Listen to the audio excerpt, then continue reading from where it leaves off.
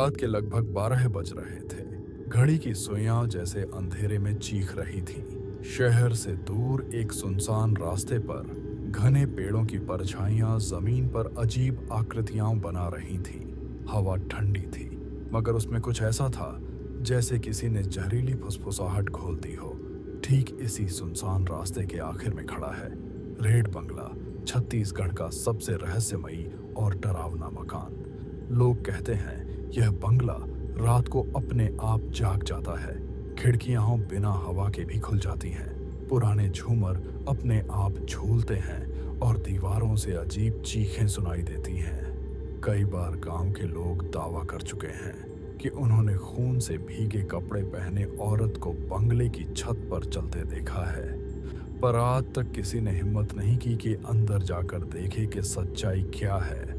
लेकिन कहानी की शुरुआत यहाँ से नहीं, बल्कि उस रात से होती है जब रायपुर के 4 दोस्त विवेक, अरुण, निखिल और सागर ने इस बंगले में रात बिताने की चुनौती स्वीकार की। वो चारों लड़के कॉलेज के स्टूडेंट थे और उन्हें रोमांच और डरावनी जगहों का शौक था। अक्सर भूतों की कहानियां सुनकर हंसते थे और कहते थे कि ये सब अंधविश्वास है। एक दिन चाय की दुकान पर गांव के बुजुर्गों ने उन्हें रेड बंगले की कहानी सुनाई और कहा, बेटा, उस बंगले में कोई मत जाना। वहां जिसने कदम रखा वो जिंदा वापस नहीं आया। यह सुनकर विवेक हंस पड़ा और बोला, अरे बाबा, अब ये 21वीं सदी है।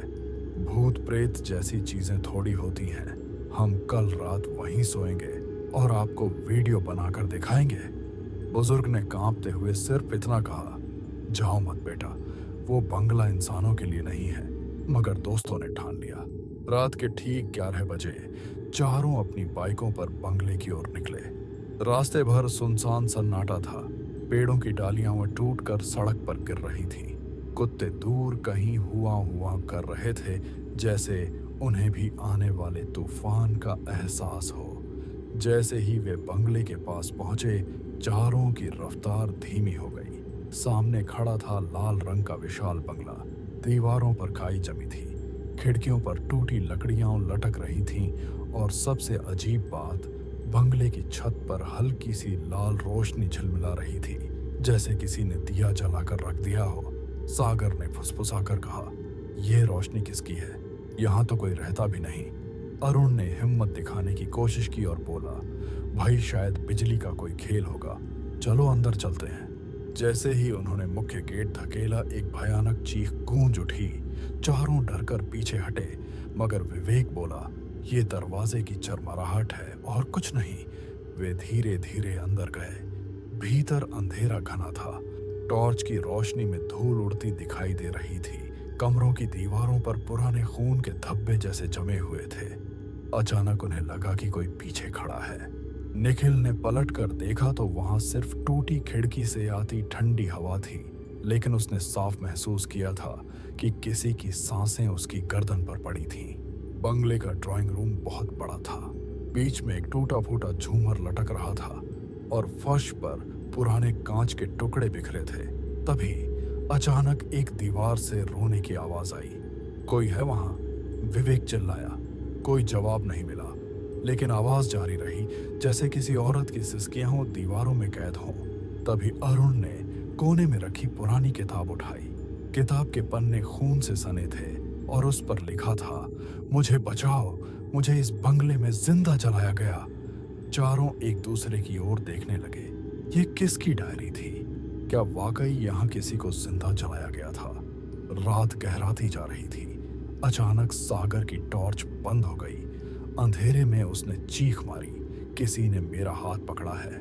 बाकियों ने टॉर्च उस ओर घुमाई, लेकिन वहां कुछ नहीं था। फिर भी सागर की कलाई पर गहरे जलने के निशान उभर आए। निखिल कांपते हुए बोला, ये सब माया नहीं है, यहाँ सच में कुछ है। अचानक ऊपर की मंजिल से पायल की आवाज आई, जैसे कोई औरत धीरे धीरे सीढ़ियों से उतर रही हो। चारों ने टॉर्च ऊपर की ओर घुमाई, पर वहां सिर्फ अंधेरा था। वे डरते डरते सीढ़ियां चढ़ गए। ऊपर का कमरा पूरी तरह जला हुआ था। दीवारें काली पड़ चुकी थीं। वहां एक लोहे का पलंग रखा था, जिस पर जंजीरें बंधी थीं। अरुण ने कांपते हुए कहा, ये जंजीरें किसके लिए हैं? अचानक उन्हें कमरे में औरत की हंसी सुनाई दी, ठंडी डरावनी हंसी। तुम्हें भी यहीं रहना होगा, हमेशा के लिए। चारों ने चारों ओर देखा, मगर कोई नहीं दिखा। तभी खिड़की अपने आप बंद हो गई और कमरा अंधेरे में डूब गया। सागर ने किसी तरह माचिस जलाई। उसकी रोशनी में दीवार पर चित्र उभर आया।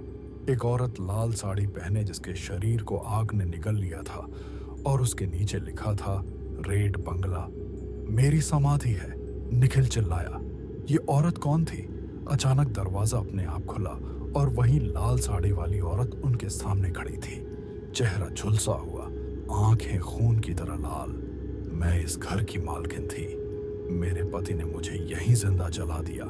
अब जो भी यहाँ आता है मैं उसे अपनी तरह बना लेती हूँ। चारों के पैरों तले जमीन खिसक गई।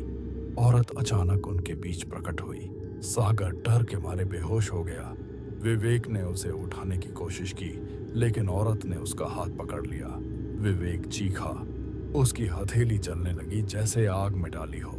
अरुण ने दरवाजा खोलने की कोशिश की, मगर दरवाजा बंद था। निखिल चिल्लाया, हमें यहाँ से निकलना होगा, नहीं तो हम सब मर जाएंगे। लेकिन औरत की परछाई ने पूरे कमरे को घेर लिया। हवा में धुएं की लपटें उठीं और उनकी आंखों के सामने वही दृश्य उभर आया। औरत को जिंदा जलाया जा रहा था।